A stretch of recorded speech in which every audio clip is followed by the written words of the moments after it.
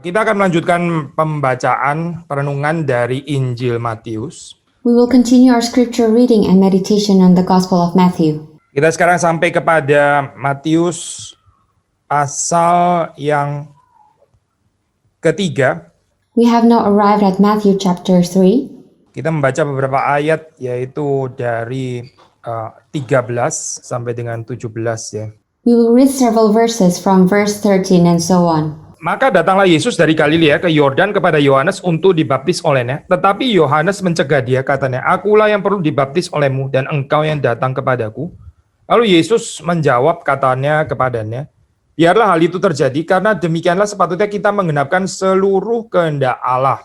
Dan Yohanes pun menurutinya. Verse 16, And when Jesus was baptized, immediately he went up from the water, and behold, the heavens were opened to him, and he saw the Spirit of God descending like a dove, and coming to rest on him. And behold, a voice from heaven said, This is my beloved Son, with whom I am well pleased. Mari kita masuk di dalam doa. Let us enter into prayer. Tuhan, berkatilah perenungan kami pada pagi hari ini. Lord, may you bless our meditation today. Sekali lagi boleh menjadi berkat bagi setiap orang yang mendengarkan, baik yang datang ke gereja maupun yang di rumah masing-masing. So it may be blessing for those who listen, for those who are at church, and for those who are listening from their homes. Berkati hamba-Mu yang memberitakannya, dan berkati juga untuk yang juga interpret. May you bless your servant who preached the word, as well as the interpreter. Berkati sekali lagi setiap daripada kami yang merenungkan bersama-sama. And bless each one of us who meditate on it. Kami mau mempersembahkan hati dan pikiran kami untuk diisi oleh kebenaran firman Tuhan. We are willing to submit our hearts and minds to be filled with the truth of your word. Tuhan yang bekerja dengan leluasa, Roh-Mu yang kudus boleh menggerakkan kami semua. May you freely work within us, that your spirit may move us all. Di dalam nama Tuhan Yesus Kristus kami berdoa. In the name of our Lord Jesus Christ we pray. Amin. Amen. So ini adalah perikop yang terkenal tentang baptism of Jesus. This is a famous pericope on the baptism of Jesus. Sudah membaca, ini ada paralelnya di dalam Injil-Injil yang lain ya. You may also read its parallels on the other Gospels. Nah, menarik saya, ini profil daripada Matius juga ada certain keunikan sebetulnya, sehingga kita juga nggak perlu mengulang-ulang yang kita sudah pernah baca. Misalnya kita sudah pernah renungkan dari Injil Lukas. It's interesting to see the uniqueness of the profile of the Gospel of Matthew, so we don't have to repeat what we've read from the Gospel of Luke. Tetapi kesamaan tentu saja juga pasti banyak ya. Karena memang ini peristiwa yang sama. But there are many similarities among them as it tells the same story. Cuma yang kita mau soroti di dalam hal ini ya mungkin again keunikannya ya. Kita sudah bisa baca itu di dalam ayat-ayat awal dari perikop ini.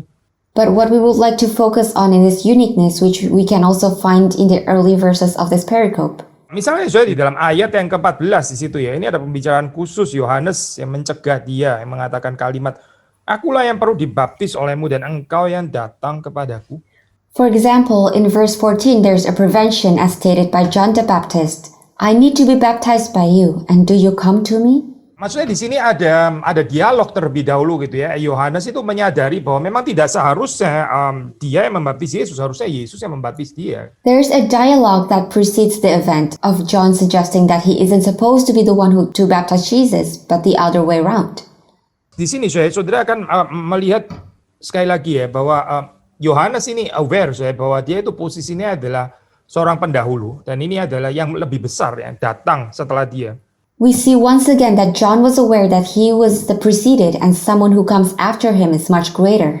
Ya, untuk kita ini rather taken for granted ya.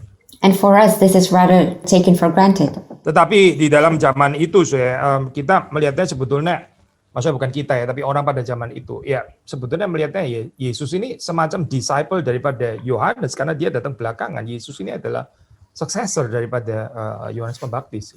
But through the eyes of the people back then, they viewed it as Jesus being the one who came first and John was his successor. Maka pembicaraan ini merupakan satu pembicaraan yang perlu karena kalau kita rekonstruksi secara let's say sosiologis setelah itu gitu. So this is a necessary discussion because when we reconstruct sociologically, Yaitu begini Yohanes Pembaptis ini punya murid yang banyak ya sebetulnya, punya banyak murid gitu. Jadi ini sepertinya memang di dalam early church sudah terjadi perselisihan atau even persaingan dalam hal ini ya. Maksudnya murid-murid Yohanes yang rada nggak rela ya dengan murid-murid Yesus dan sebagainya. It is like so. John's disciples were many, so there was a friction and competition in the early church. The disciples of John were troubled by the presence of Jesus' disciples. Maka perikop ini perlu sekali saya untuk membereskan gitu. Maksudnya ini keluar daripada mulut Yohanes Pembaptis ya, ini dicatat oleh Matius bahwa Yohanes sendiri mengakui ya bahwa Yesuslah yang lebih besar daripada dia. So this pericope is necessary to resolve the issue because as stated by Matthew, John confessed himself that Jesus was greater than him.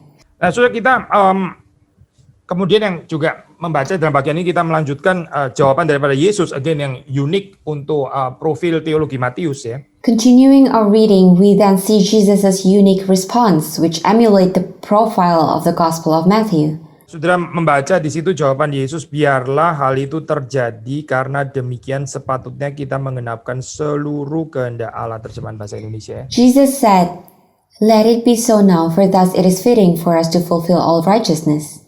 Seperti saudara bisa notice di sini ya, kalau saudara perhatikan terjemahan Inggrisnya kan ada perbedaan ya.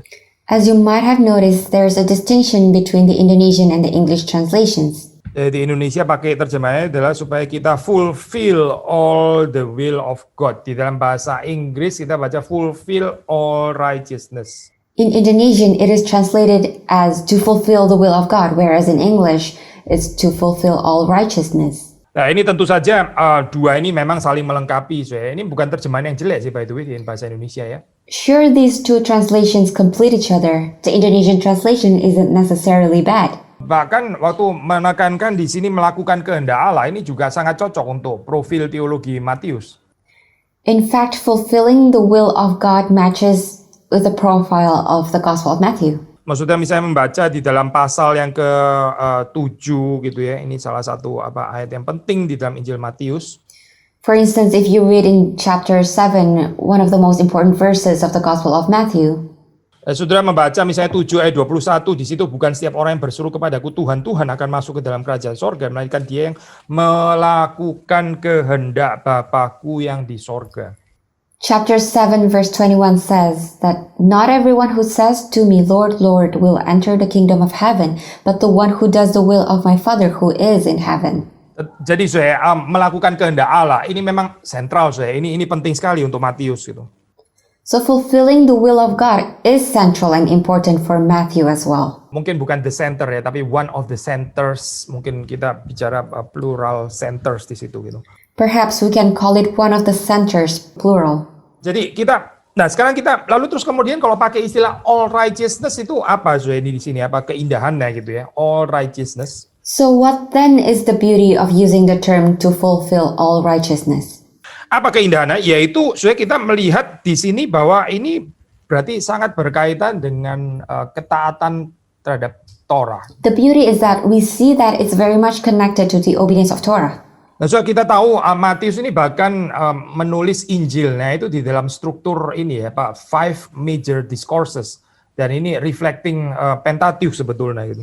We know that Matthew even wrote the gospel in the structure of 5 major discourses, and this reflects the Pentateuch. Belum lagi di dalam ini ya, khotbah di bukit yang saudara pasti juga familiar dengan itu. Not to mention in the Sermon on the Mount, which we are all familiar with. Ya, itu pasal 5 ayat 17, Yesus mengatakan, jangan kamu menyangka bahwa aku datang untuk meniadakan hukum Taurat atau kitab para nabi. Aku datang bukan untuk meniadakannya, melainkan untuk menggenapinya. 5 ayat 17. Like how Matthew 5:17 says that, do not think that I have come to abolish the law or the prophets. I have not come to abolish them, but to fulfill them. Saudara, kekristenan yang nggak suka membicarakan Taurat, kekristenan yang nggak suka membicarakan tentang commandment, perintah-perintah Tuhan, ya menganggap itu sebagai sesuatu yang legalisme, justru mungkin itu adalah kekristenan palsu. Itu justru mungkin adalah antinomianisme sebetulnya. They do not want to talk about Torah. They always accuse when you discuss the Torah, it means that you are preaching a certain kind of legalism. But in fact, most probably that those group are teaching antinomianism. Ini memang satu bahaya yang real ya, satu bahaya yang nyata ya. Tapi saudara mesti berhati-hati juga. Ini bahaya antinomianisme ini juga sama realnya sebetulnya gitu. This is a danger that is real, but beware of the danger of antinomianism as well. Ya karena danger of antinomianisme itu sama realnya dengan danger legalisme gitu. Because the danger of antinomianism is as dangerous as the danger of legalism. Nah, jadi kita balik lagi ke sini ya, Syekh. Waktu Yesus mengatakan dia fulfill all righteousness. Ya, ini dia mau menyatakan bahwa dia itu menggenapkan Taurat. When Jesus said that he was to fulfill all righteousness, he was implying that he was to fulfill the Torah. Nah, Syekh, ini kita yang di dalam Kristus, kita yang ditebus oleh Kristus, di dalam Kristus, kita juga diundang ya, happily, joyfully, voluntarily, kita diundang juga untuk taat kepada Torah. Bukan untuk urusan keselamatan kita, Syekh, tapi di dalam konsep pengudusan.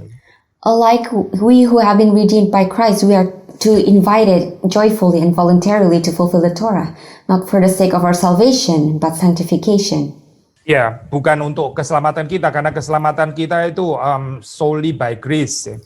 Not for the sake of our salvation, but for our salvation is solely by grace. Kita kembali kepada ini ya, Syekh. Jadi waktu Yesus di sini dikatakan dia menggenapkan, menggenapkan seluruh kebenaran. Itu artinya adalah bahwa Yesus ini ya, dia melakukan sesuatu yang nggak mungkin bisa dilakukan oleh siapapun. When Jesus said that he was to fulfill all righteousness, he was doing something impossible to be done by anyone else. Nah, kita bersyukur Syekh, karena righteousness kita itu bukan dari diri kita sendiri, tapi righteousness Yesus ya, dia yang sempurna sudah melakukan itu semua untuk kita, bagi kita. We give thanks that our righteousness is not from ourselves, because our righteousness has been done for us in our place. Righteousness Kristus yang sempurna itu ya diberikan kepada kita, ditransfer kepada kita. So Christ's perfect righteousness has been given to us, transferred to us. Tapi di dalam pemahaman teologi reform kita tidak berhenti di sini. Kita bukan hanya di-declare righteous, kita juga di-made righteous ya.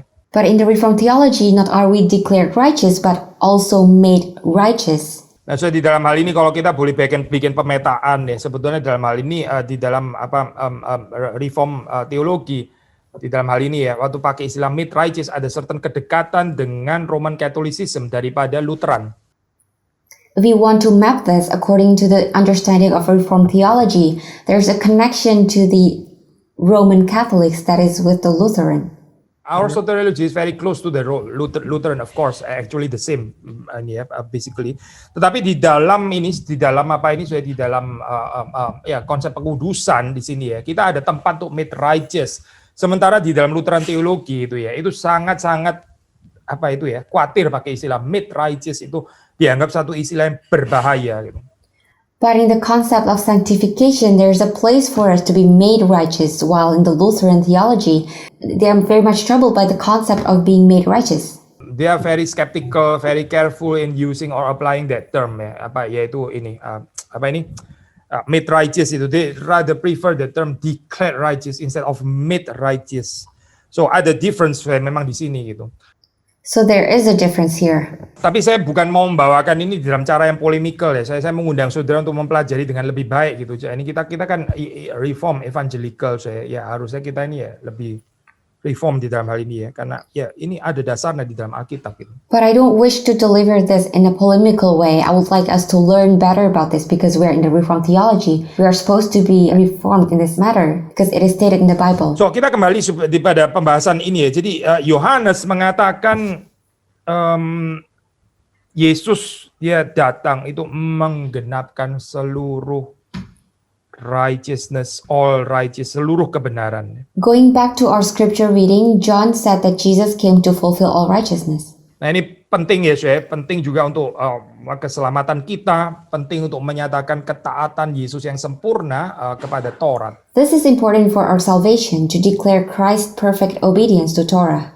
Nah, kalau kita baca tafsiran memang ada yang mengaitkan ini juga dengan Yesaya pasal 53 ayat 11 ya. If you read the commentaries, it is often connected with Isaiah 53 verse 11.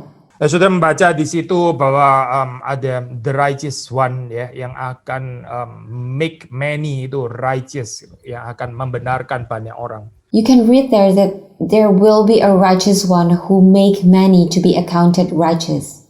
Ini sudah ya tadi kita juga sudah membicarakan ya, ini basically adalah bicara tentang keselamatan kita yang bergantung sepenuhnya kepada kebenaran Kristus yang sempurna itu. We have talked about our salvation that is absolutely dependent on Christ's perfect righteousness.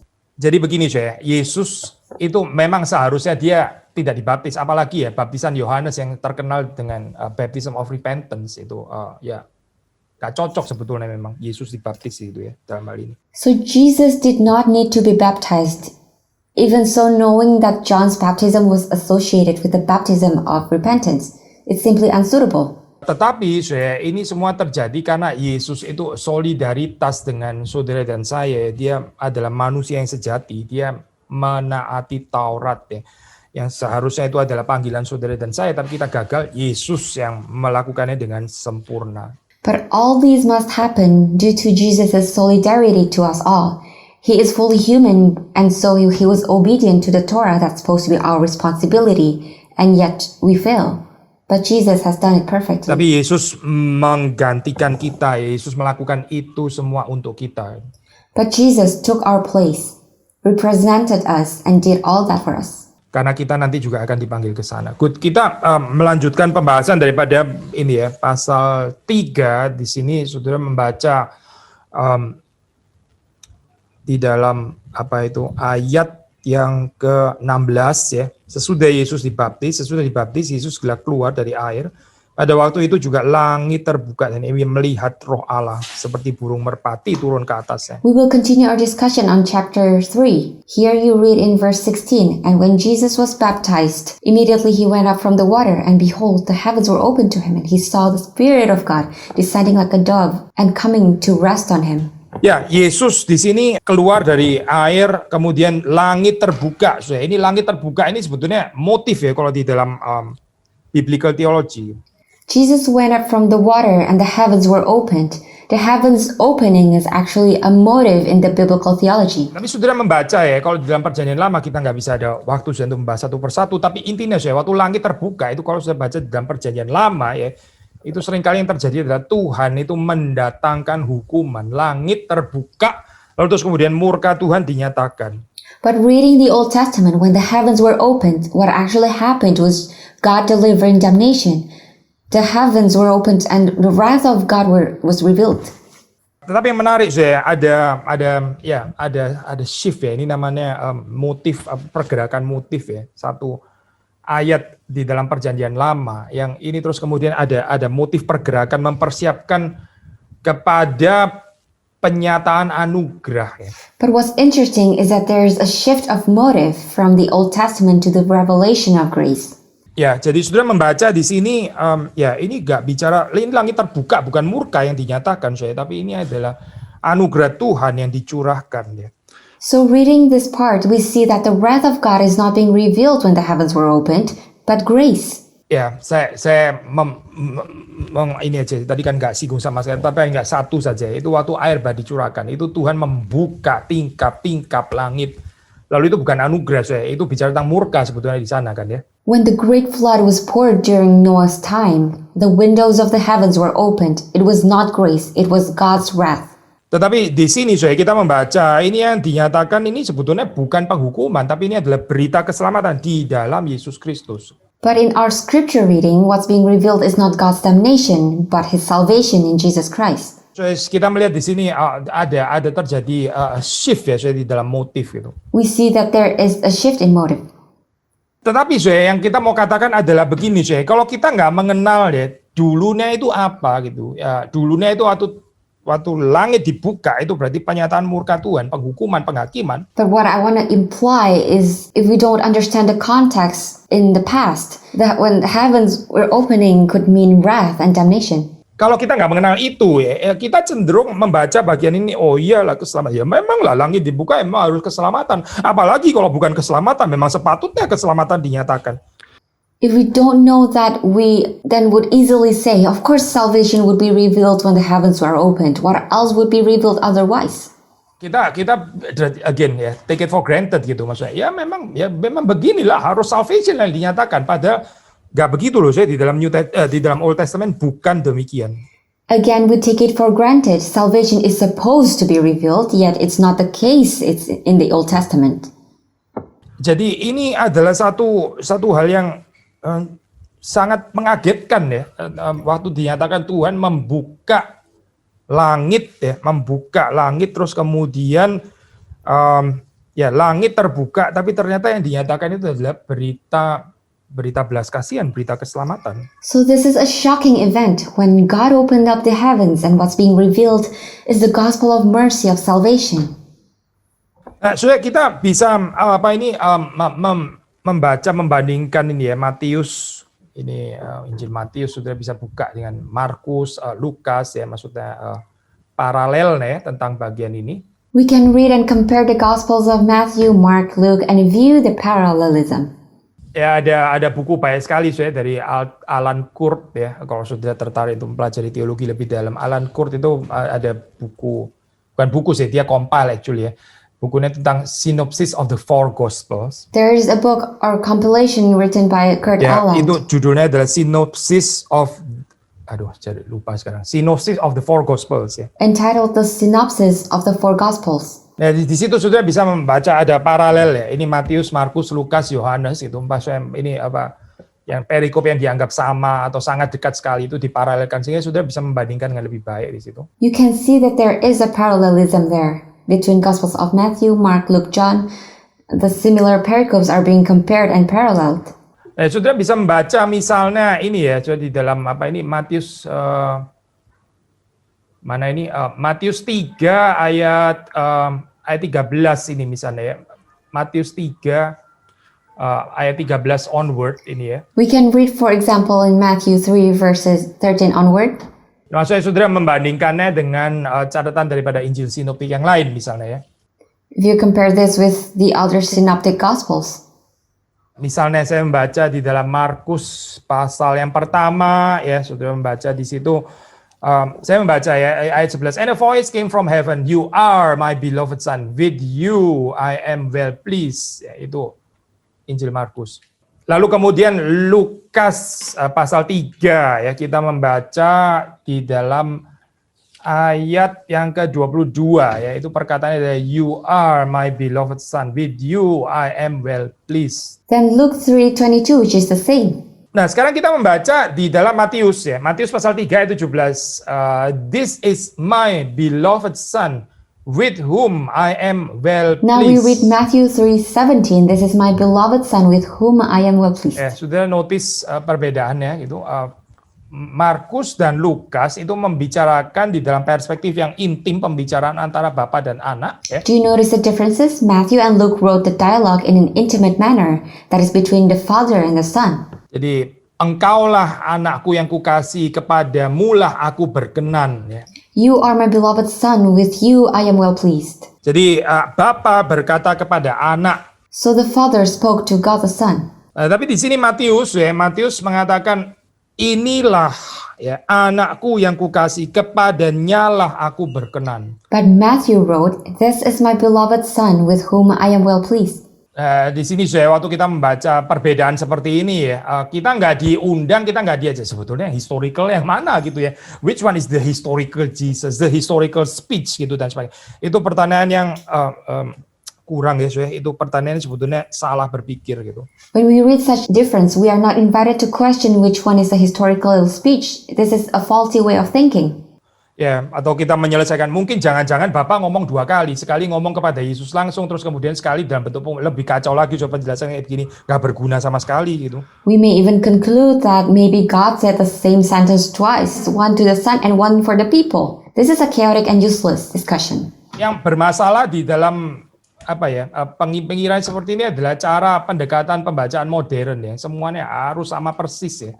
Terus kalau nggak sama persis kita langsung khawatir, waduh ini satunya salah atau apa ya.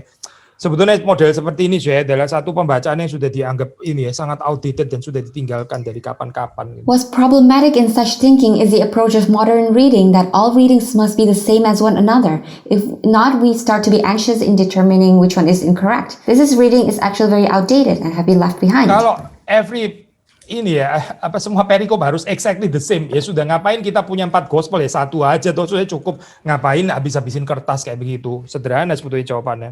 If all pericopes have to be exactly the same, then why must we have multiple gospels? Tapi yang menarik justru karena ada perbedaan-perbedaan perspektif seperti ini, dan ini yang kita perlu pelajari. But what's interesting is in the differences in perspectives, which we must learn more about.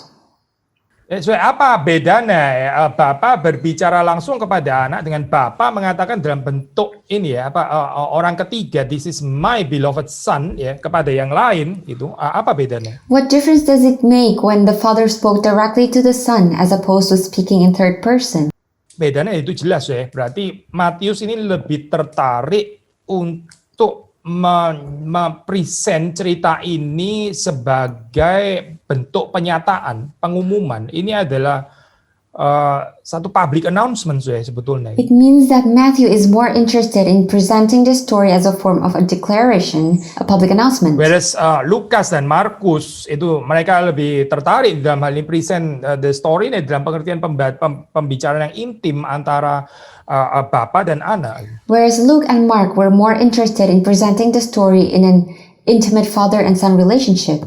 Dan saudara tahu profil daripada teologi Markus itu salah satunya yang sangat penting kan ini ya Pak, Messianic secrecy theory gitu. Jadi kemesiasan Yesus itu rather hidden, disembunyikan ya, sampai kepada peristiwa salib baru dinyatakan dengan jelas gitu. Itu Markus. You know that one of the important profiles of the Gospel of Mark is that one of the Messianic secrecy theory.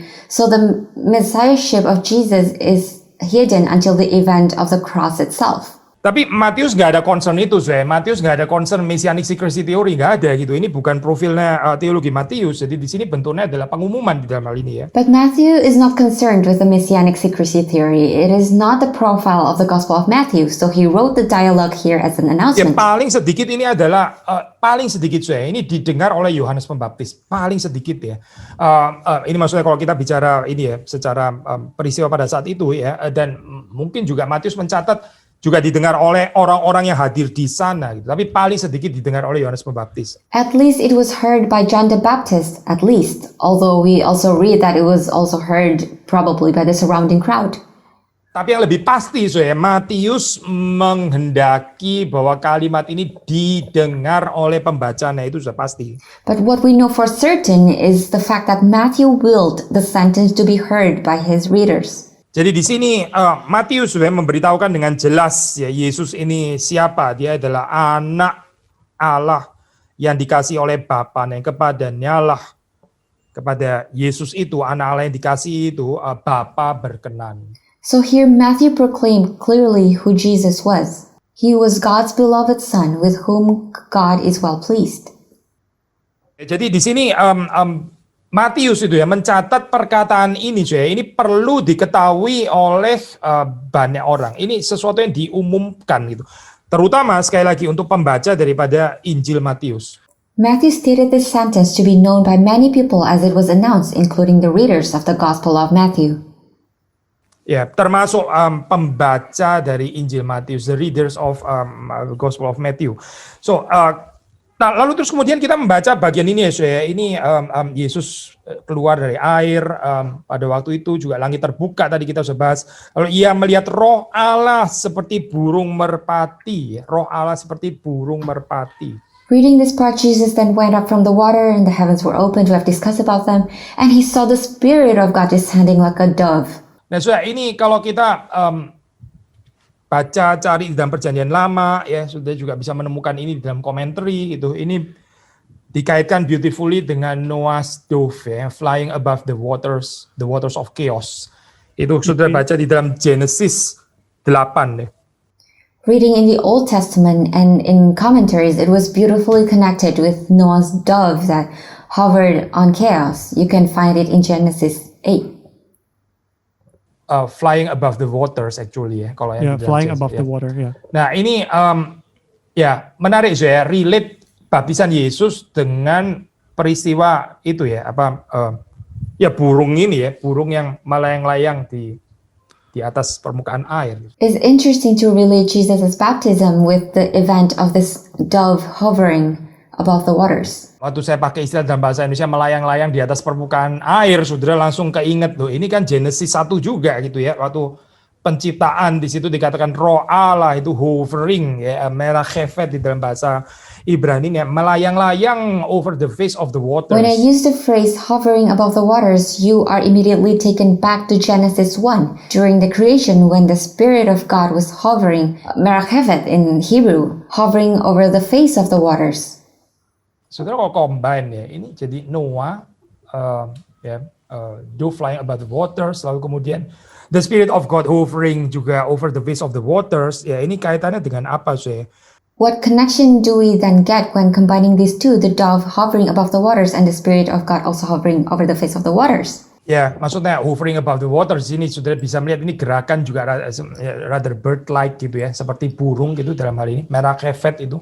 The movement of hovering or merachephet is also very much bird-like. Indeed, saya istilah ini yang merachephet ini dipakai juga di dalam Deuteronomi pasal 32 betul-betul untuk menggambarkan burung.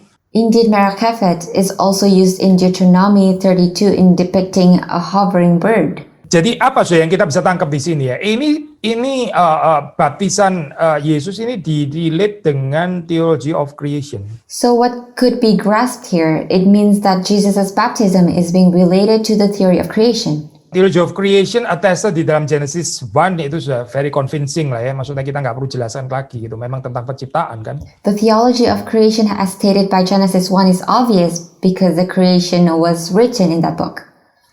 Nah, sekarang kaitannya dengan Noah bagaimana saya? Ini kan again itu water yang dicurahkan, itu kan chaotic power gitu ya. Jadi ini bicara tentang apa ya? Semacam recreation gitu. Ini Tuhan menciptakan ulang kan hampir di cancel ya itu ya. Di dalam peristiwa flood itu kan hampir di cancel itu apa ciptaan gitu. Dibalik lagi ke chaos gitu. Now, what then is its connection to the story of Noah when the water is being poured out? There was a chaotic power, and so it tells a story of recreation. In the event of the great flood, creation was almost cancelled. Jadi baptism of Jesus ini saya bagi pembaca Matius yang mengerti perjanjian lama, mereka tahu ini signalnya dimaksud this is the new creation. Ini ya maksudnya gitu. And so it is a big signal for the readers of the Gospel of Matthew that Jesus is the new creation. Ya, saya pakai istilah new creation. Sengaja membedakan dengan yang Noah ya. Tadi Noah, perhaps ini juga bukan technical theological term yang terlalu dipakai semuanya, tapi paling nggak sedikit ada pembedaan gitu ya. Kita nggak pakai istilah new creation untuk Noah, lalu Yesus bilang new lagi. Jadi sebetulnya yang mana yang new gitu kan ya. Tadi saya pakai istilah untuk Noah itu recreation. Yang di dalam Yesus inilah the new creation ya. Itu ada di dalam Yesus gitu. I use the term new creation as opposed to recreation to purposely discrete it from the story of Noah. It is not a theological term that's often used anyway, but there still is a distinction. If we use the term new creation for Noah and use the same term for the new creation for Jesus, which one then is the new creation? So I use the term recreation for Noah and the term the new creation, which we can find in Jesus. Ya, saya ini sekali lagi ya, pembaca daripada Matius yang mengerti perjanjian lama, mereka sangat mengerti saya signal ini. Once again, to the readers of the Gospel of Matthew who know the Old Testament, they very much understand the signal. Yesus datang untuk menghadirkan ciptaan baru ini. Jesus came to present this new creation. Yesus datang untuk membereskan chaos ini ya, seperti di dalam cerita Noah ya, itu chaos itu yang diwakili oleh water itu juga sedang terjadi di Israel sekarang spiritually maksudnya ya. Jesus came to resolve this chaos, just like in the story of Noah. The chaos, spiritual chaos, was also happening in Israel. Sama saya di dalam kehidupan kita juga nggak bebas ya daripada pengalaman chaotic ini ya pandemi dan sebagainya. Ini creating certain chaos di dalam kehidupan manusia. It's the same in our lives. We are not free from chaotic experiences such as this pandemic. This created a certain chaos in our Yesus lives. lah di sini harapannya ya. Ini dia adalah harapannya yang akan memberikan kepada kita jaminan new creation, bukan seperti yang dimengerti oleh dunia. Jesus becomes a hope in providing us the assurance of the new creation, unlike how the world would understand it. Apa sih saya chaos itu kita juga bisa memikirkan chaos di dalam berbagai macam hal gitu. What then is chaos? We can think of chaos from different aspects. Sekali lagi ya saya mau mengingatkan kepada saudara kita jangan terlalu oversensitif dengan chaos yang sebetulnya Alkitab itu nggak terlalu membicarakan itu sebagai chaos, tapi betul kita chaos, padahal ada aspek lain, dimensi lain yang menurut kita ini sebetulnya nggak terlalu chaos, tapi di pandangan Tuhan itu sebetulnya sangat chaotic gitu. I would like to remind you once again to not be too sensitive towards us considering something not chaotic, yet to God it's chaotic because there's another dimension or aspect to take into Jangan account. lupa saudara bukan cuma melihat kesehatan fisik saudara gitu, lalu kalau nggak sehat saudara bilang ini chaos gitu ya. Don't forget when you are taking care of your physical health and when you fall ill, you call it chaos. Mari kita belajar juga sensitif dengan kesehatan kerohanian kita, Kalau kita kesehatan kerohaniannya chaos dan itu perlu pertolongan. Let us learn to also be sensitive towards our spiritual health, for if it is in chaos, we need God's help. Kita melanjutkan pembahasan dari ini daripada Matius pasal 3 ini. We will continue our discussion from Matthew chapter 3. Ya, berikutnya adalah perkataan inilah anakku yang kukasih kepadanya aku berkenan. Next is the saying, "This is my beloved son with whom I am well pleased." Saudara bisa membaca di dalam Yesaya pasal 42 ayat yang pertama. You can read in Isaiah chapter 42, the first verse. Di situ kita membaca, lihat itu hambaku yang kupegang, orang pilihanku yang kepadanya aku berkenan. Behold my servant whom I uphold, my chosen in whom my soul delights. Ya, my chosen one in whom my soul takes pleasure atau takes delight ya. Nah, saudara kita dekat sekali ini dua kalimat ini. These two sentences are very much related with one another. Kita bisa menafsir Matius berdasarkan Yesaya, kita bisa menafsir Yesaya berdasarkan Matius. Maksudnya both ways possible gitu. So we can interpret Matthew according to Isaiah and Isaiah according to Matthew. It goes both ways. Kalau kita mau menginterpret Yesaya berdasarkan terang Matius, ya kita mengatakan, God's servant yang dimaksud ini bukan adalah anak Allah sendiri yang dikasih oleh Bapaknya. If we want to interpret Isaiah in light of Matthew, we could then say, God's servant is no one but God's only son whom he loves. Tapi kalau kita membalik kita membaca Matius dan kita meneranginya dari in the light of the book of Isaiah. Now let's reverse it, reading Matthew in light of the book of Isaiah. Yaitu kita akan membaca seperti ini anak Allah ini adalah God's servant. We can read like so, the Son of God is God's servant. Ini menarik Sudah jangan pikir kalau jadi malah anti klimaks kalau saya baca Matius. Ya sudah bagus-bagus istilah anak di sini malah dibilang ini sekarang jadi hamba. Iya, karena kita membacanya dari terang Yesaya. This is interesting. Don't ever think, wouldn't it be anticlimactic if I read the Gospel of Matthew? The term son was good, but then it was referred to as a servant. Yes, because we read it in the light of Isaiah. Sudah kita mungkin lebih senang kristologi yang Yesaya dibaca berdasarkan terang Matius gitu. Saya lebih senang kalau gambaran servant ini ternyata adalah anak Allah sendiri ya. Kita lebih suka gerakan ini high title ini ya. God servant yang low ini ternyata ada the only begotten son of God ternyata gitu misalnya. Maybe we prefer the Christology of reading the book of Isaiah in light of the Gospel of Matthew. We prefer this image of a servant to be God's very own son. We prefer this high title movement. And did you know that the servant was actually the begotten son of God? Ya, the movement from low to high gitu ya. Kita celebrate very much ini gerakan ini gitu. We very much celebrate this movement from low to high. Tetapi kita rada kecewa waktu kita membaca Matius dari terang Yesaya. Ternyata God's only son ini none other than God's servant. Kalau malah turun. But we are disappointed when we read the Gospel of Matthew in light of the book of Isaiah, because it turns out that God's own son is none other than God's servant. This is degradation. Saudara masih ingat berita Natal kan? Despite ini sudah tanggal 31 Januari. Do you still remember the Gospel of Christmas despite not now being the 31st of January? Saudara, saya berharap saudara akan terus mendengar berita Natal ya setiap bulan dan bukan cuma bulan Desember atau November Desember saja. Gitu. I hope that you remember the Gospel of Christmas every month and not just in November or December. Christmas itu adalah yang dari atas turun ke bawah. Itu jangan cuma dihayati dengan candlelight gitu ya, misalnya ya, gelap-gelapan dan sebagainya. Saya nggak tertarik dengan kekristenan yang seperti itu. Christmas is the story of the one above coming down to the lowly place, and we must not only contemplate this with candlelight in the darkness. I'm not interested with that kind of a Christianity. Bukan nggak interested at all ya, kita nggak interested, bukan, kita still using the candle by the way. Tadi yang saya bilang adalah we are not really interested in internalizing the truth only by using that candlelight and so on. While in fact in our real life we soon we forget the whole story about the the movement from high to low. Yeah, we are not interested at all. That's not our way of life.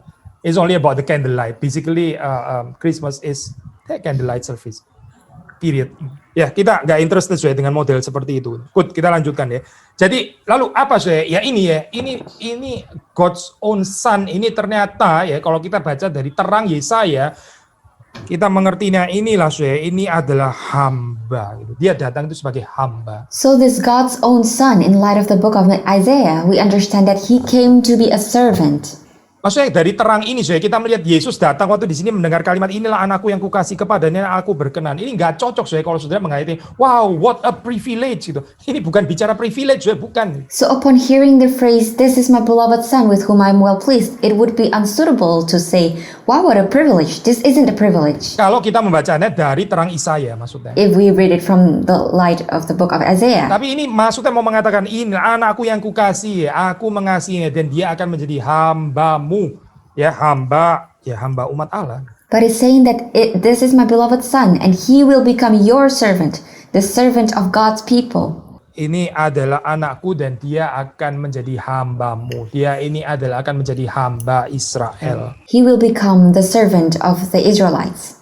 Nah ini kalau kita menghayati dalam kehidupan saudara dan saya sama kita juga anak Allah. Apa artinya anak Allah? Menjadi hamba bagi yang lain. And it is the same when we meditate this in our life. We too are the children of God. What does it mean to be the children of God? It means that we have to be servants for others. Ini istilah yang maksudnya di dalam komentar saudara membaca ini waktu pakai istilah anakku yang kukasihi. Ini kira-kira kalau kita relate dengan perjanjian lama ketemu ayat apa ya? Maybe another perspective which you can also read in the commentary when we try to relate the phrase this is my beloved son to the Old Testament, which part of scripture do we come across? Nah, kalau saya membaca di sini ya biasanya seringkali diusulkan dalam Mazmur 2 ya, Mazmur 2 ayat 7 di situ dikatakan you are my son today I have begotten you gitu kan ya.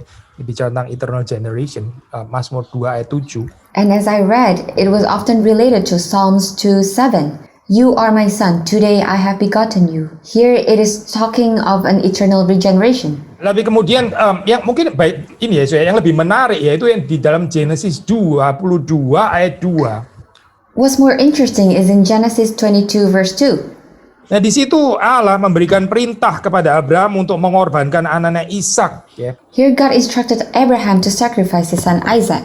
Saudara membaca di situ perintah itu ya, anak yang mana dikatakan itu? Your son, your only son, whom you love.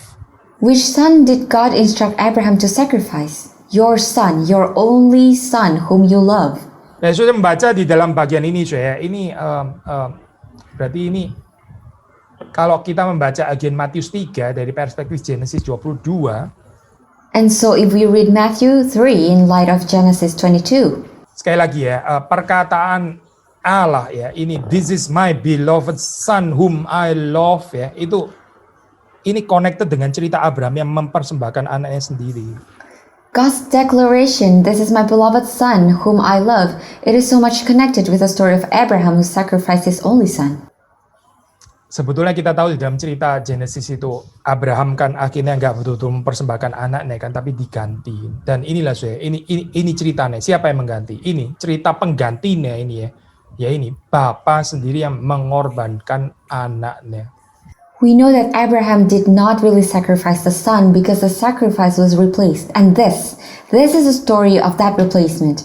The father himself sacrificed his own son. Ya, jadi ini satu cerita yang indah ya, bukan saudara dan saya yang berkorban bagi Tuhan, tapi Tuhan yang berkorban bagi kita. And so this is a really beautiful story. You and I are not the ones who sacrifice ourselves for God, but it is God who sacrificed himself for us. Saya harap pelayanan kita ini juga diwarnai dengan spirit ini ya saudara. Bukan saudara dan saya yang berkorban bagi Tuhan, tapi Tuhan yang selalu berkorban bagi kita. I hope that the Spirit can light our ministry as well. It is not you and I who are sacrificing for God, but it is always God who is sacrificing Himself for us. Dengan visi ini saudara, Tuhan yang sacrifice bagi kita ya. Bagi kita menjadi orang-orang yang tergerak, rela, ya terdorong waktu kita hidup berkorban. And with this vision of God sacrificing Himself for us, we may be driven to be willing to live a sacrificial life. Saya percaya masih ada banyak yang bisa kita gali ya daripada cerita Baptism of Jesus. Saudara bisa mendengarkan kembali ya, ini apa khotbah tentang Lukas yang kita juga sudah pernah bahas dari perspektif yang lain. I believe that there are still many aspects to discuss regarding the baptism of Jesus. You can re-listen to the preaching on Luke, which we have also discussed. Saya harap hari ini dengan pembahasan yang sampai di sini kita semua boleh diberkati oleh Tuhan. And I hope we may be blessed by God through today's discussion, which we will end here. Mari kita masuk di dalam doa. Minta Saudara Yusuf bisa berdoa. Our Father in heaven, we are thankful today that we have discussed about the story of baptism of Jesus. We are glad that you, God, the only God, has sacrificed yourself for us. We pray that you may enable us to sacrifice ourselves in our ministries, not for our sake, but for your glory. Thank you, Lord, for this sermon. In the name of Jesus, we pray. Amen.